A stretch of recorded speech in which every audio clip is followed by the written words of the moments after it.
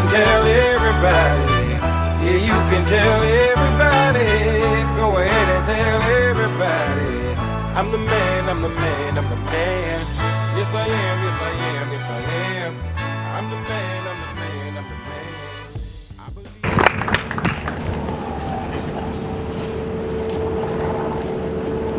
Hi everyone. Hey! How are you all doing today? Good? All right, first I want to thank Chelsea for putting this amazing event together. And I also want to thank my family for coming here to support me, as well as my friends who are at UF and always have been supporting Hello Perfect. So again, my name is Alexa Carlin and I'm the founder of Hello Perfect. Hello Perfect is a movement empowering a community of people to redefine perfection and accomplish their dreams. When I was little, I had tons of self-esteem issues. I hated my hair, my nose, the pimples on my face. I even hated my chin. At that time in my life, the list could go on forever. I remember that every time I looked into the mirror, I criticized myself. I only saw what I thought were flaws instead of focusing on what I actually did like about myself.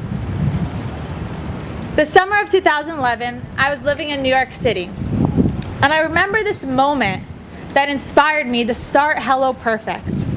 I walked into a bathroom at a club and I saw a line of girls standing in front of the mirror. They were fixing their hair, their makeup, while saying, "Oh, I hate the way my hair looks. Oh my God, I look awful in this dress. I am so fat." It was like they were competing for who can criticize themselves more. Now, don't get me wrong, I've done that before. I think we all have. But seeing this from an outsider's perspective made me realize how big of a problem this really is. And at that moment, I knew that something needed to be changed. This is what society has done to our generation. Society has made us believe that it's okay to think we're not beautiful.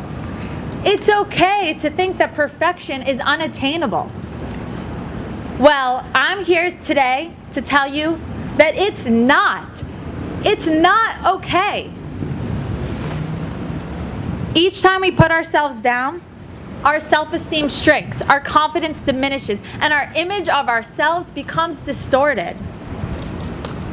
But worse than all of that is that each time we say something negative about ourselves, we're putting more negativity out into the universe. We're allowing more negative things to come into our lives, and we're saying that it's okay to feel this way.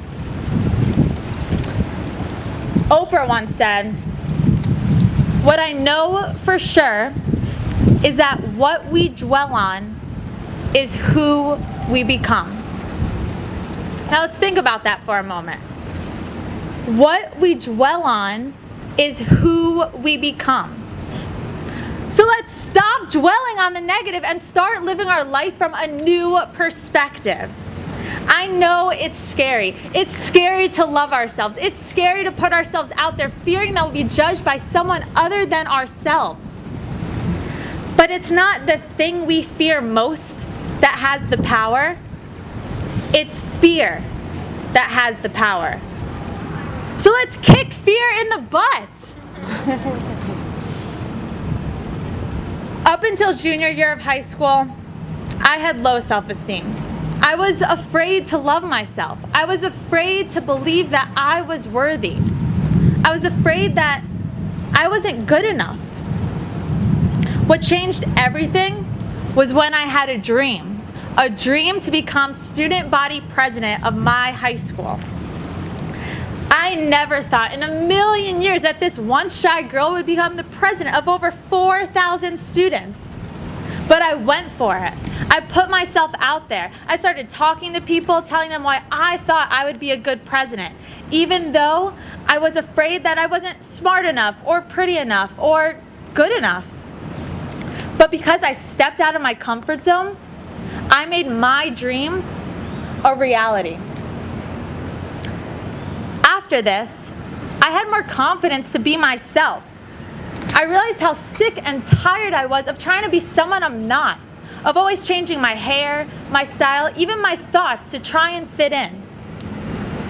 It wasn't until I was my true self that I was fully accepted. And as I began focusing more on my dreams, I stopped caring so much about what I looked like. I spent less time in front of a mirror and more time experiencing life. When you focus on something that's bigger than yourself, you realize how much there is to live for.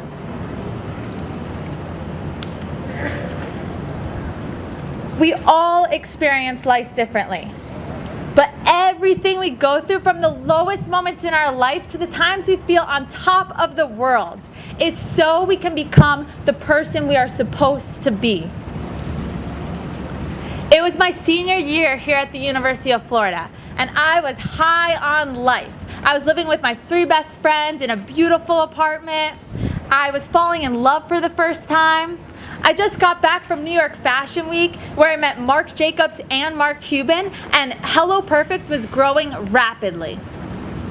And I remember this moment where I looked in my bathroom mirror and said to myself, my life is too perfect. Something is going to go wrong. A week later, I traveled home for my sister's 16th birthday party. And my parents threw a beautiful party, and when they surprised her with a car, her smile lit up the entire world. A few days later, before I drove back to UF, my mom got a phone call from my sister's high school.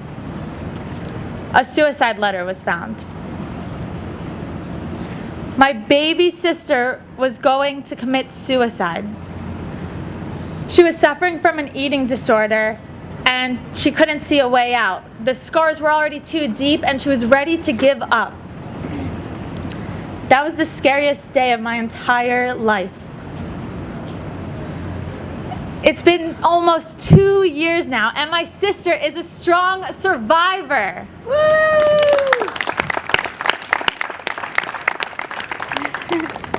I am so grateful and so proud to have her in my life as the beautiful individual she has grown up to be. This experience, though, had a huge effect on me.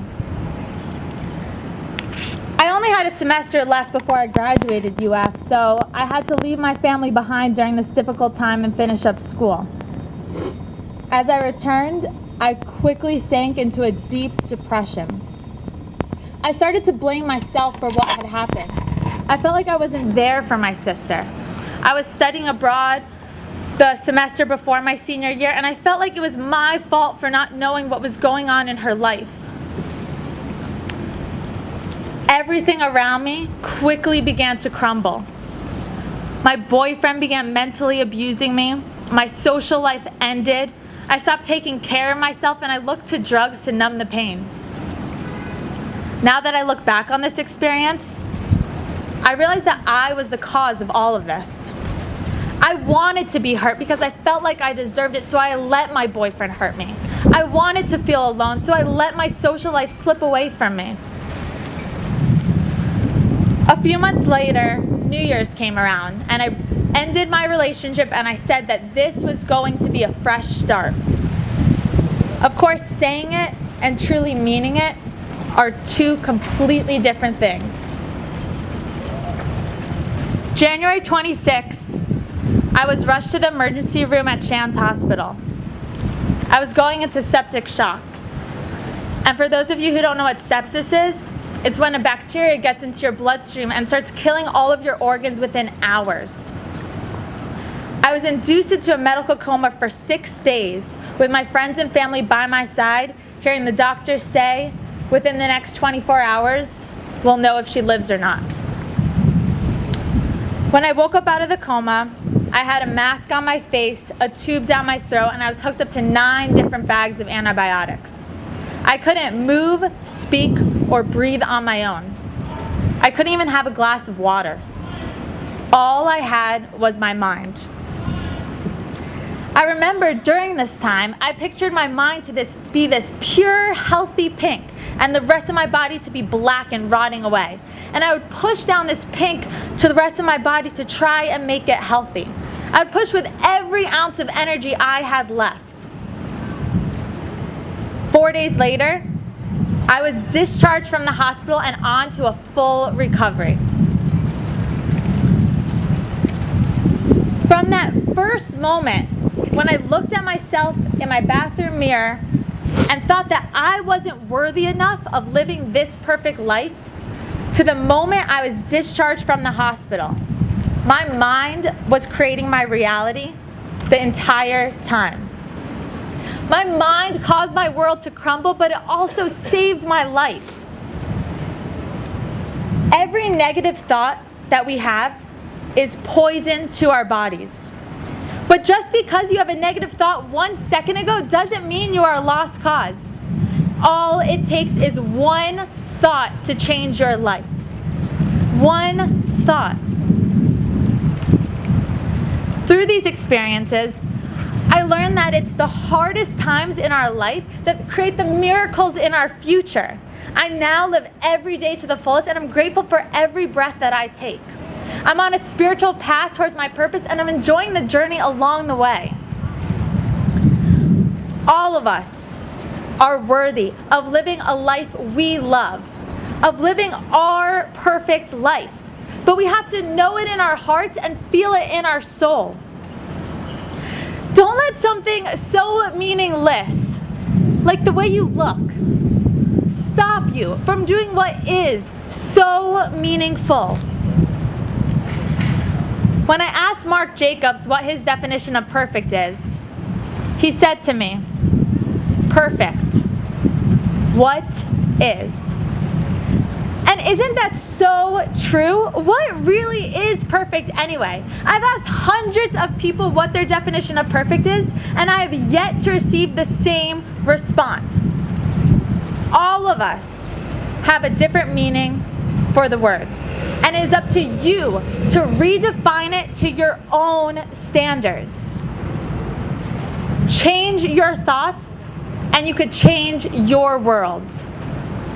Focus more on your dreams and less on materialistic limitations.